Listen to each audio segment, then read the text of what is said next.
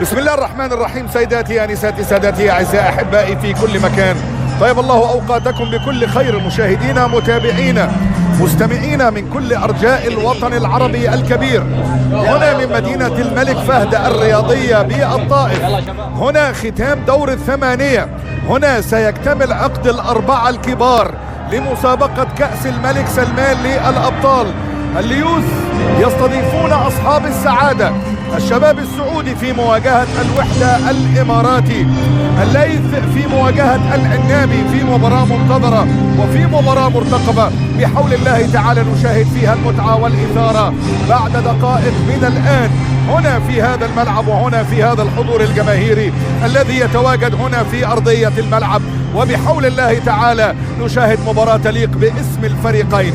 نادي الشباب نادي الوحدة في ذلك الموسم في آخر لقب دوري كان قد حققه نادي الوحدة لمن كان يتذكر، لكن نبص الكرة في اللقطة الماضية، نشوف اللقطة الماضية والصفارة اللي موجودة في الأيمن إلى عبد الله الجوعي، الجوعي طلع له فواز مع الكرة فواز، وهنا المحاولة ما بين غانا والجابون، والثانية في الدور السادس عشر ما بين السنغال وكاب فيردي. علي الكرة رجعت مرة تانية عند طحنون الزعابي، مع الكرة طحنون الضغط عليه من حسين الصبياني، ولكن يصفر حكم المباراة بخطأ. ضربة حرة من نصيب نادي إلى جوستافو كويار القادم من صفوف الهلال. غلط كويار، وصلت الكرة طحنون الزعابي، يا راجل حلوة من طحنون الزعابي اللي يسدد وتمر بمحاذاة جول. نزلت من حسين القحطاني إلى إيفار مانيجا بيحاول، لكن فيها دفعة صفارة من حكم المباراة. خطأ في اللقطة الماضية على أحمد نور الله، والأيسر عند روبن أمارال إلى عبد الله كاظم من جديد. كاظم يلعب عرضية فيها خطورة، ولكن عرضة لحد اللحظة بيضغطوا كويس. الشباب لازال بحاجة إلى رأس حربة يقدروا يبنوا عليه الهجمات ويقربوا منه البعض، ولكن هنا في صفارة خطأ على البرازيلي ألان. رابع إيفار مانيجا يغير كرة في أقصى الطرف الأيمن إلى عبد الله الجوعي، حافظ عليها، ولكن هنا في صفارة من حكم المباراة، خطأ على البرتغالي روبن أمارال. ثابت كرة عالية جوه منطقة الجزاء، ولكن الإبعاد نزلت لحسان تومباتي اللي يسدد. نزلت الكرة في وسط الملعب لجواو بيدرو اتقطعت من أمام جواو بيدرو وبقت صفارة وخطأ ضربة حرة من نصيب عبد الله الجوعي. نور الله يلعب الكرة عند جواو بيدرو، طلع له كده عبد الله كاظم، لكن استخلصها بشكل ممتاز في وسط الملعب. روبن أمارال يمرر في الجانب الايسر الى عبد الله كاظم، مع الكره عبد الله كاظم، واقع جواو بيدرو على ارضيه الملعب، هيخرج الكره من اجل علاج جواو بيدرو. سلامات لجواو بيدرو، رايح يشوف الفار لحلو بن ابراهيم. هل ممكن يبقى فيها طرد مباشر على اياجو ولا ايه في الكره اللي ما بينه وما بين جواو بيدرو؟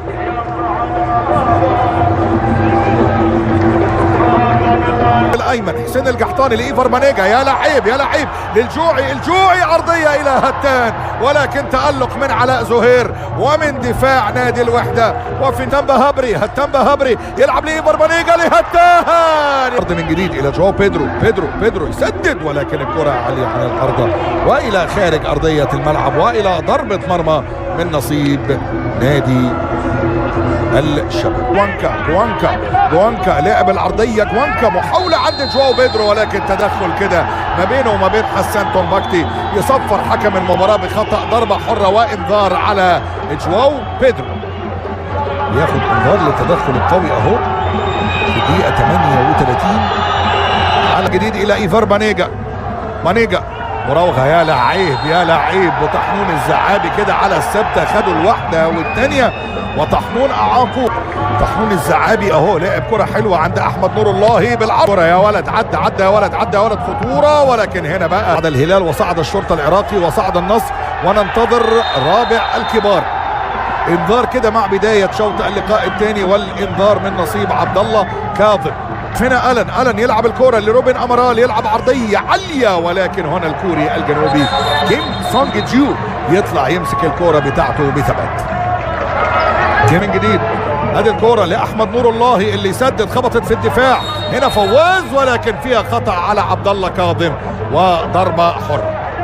الشباب واضح ان هو عايز انطلاقه، محاوله هتان لعرضيه فيها محاوله، وظهور لفواز صدور. عبد الله الجوعي يلعب واحده بالعرض، ولكن يطلع قبل ما توصل عند جوانكا، اتقطعت، ولكن صفر بقى من اللي كانوا مديرين كرة تاريخيين في كرة القدم الاماراتيه. عندنا في المنتخب الاماراتي مدير المنتخب ياسر سالم،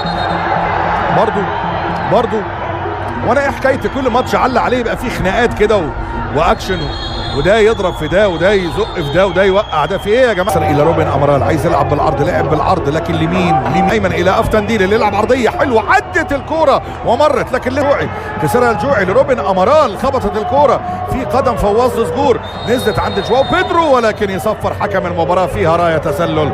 ضربه حره قربي مع حسان تومباكتي بيحاول لكن حسان تومباكتي ياخد خطا وهنا طرد على عبد الله الكربي، طرد على عبد الله الكربي بعد التدخل القوي على حسان تومباكتي وانذار تاني في المباراه. الطرف الايمن استلم جوانكا عايز عدى من حسين الصبياني ولكن حافظ عليها الصبياني والكره فيها رايه مرفوعه تسلل. ضربه حره غير مباشره لمصلحه نادي بوطي، خبطت الكره وصلت عند افتنديل لجواو بيدرو خدها على الطاير لكنها مرت على يسار الحارس والى ضربه مرمى.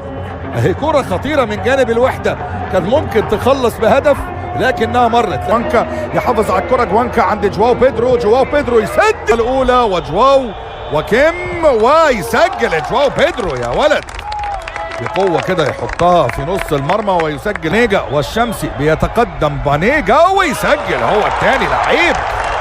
لعيب يودي الشمسي في الزاوية اليسرى ويحطها في أقصى الزاوية اليمنى وامام زميله السابق جوانكا وكيم وجوانكا يا ولد يا جوانكا يحطها حلوه في الزاويه اليسرى عاليه. جوانكا يسجل تاني اهداف الوحده. الشمسي وحسان والشمسي وحسان يا ولد يا حسان بكل هدوء والشياكه يودي كيم وفارس ويضيع فارس يا راجل. موسيماني منزلك عشان دي وفارس جمعة يعني الصراحة. والشمسي وهتان بيتقدم ويسجل هتان بهبري، يروح معاها الشمسي لكنها عالية ويسجل هتان بهبري. 2 الوحدة 3 الشباب. كم احمد نور الله وكم واحمد نور الله ويسجل يا ولد. حلوة على يمين كده الشمسي وتركي بيتقدم التركي يا ولد تركي العماري يخلي الشمسي يتعشم في الزاوية. كيم ولوكاس يسدد. لوكاس كان هيجيبها والله كيم لكن لوكاس حطها فيها مخاطرة لكن كيمبا والشمسي والشباب إلى الدور قبل النهائي. الشباب يصعد على حساب الوحدة الإماراتي من ركلات الترجيح ليصعد الشباب لمواجهة الهلال ليكتمل عقد الدور المربع الذهبي. ألف مبروك.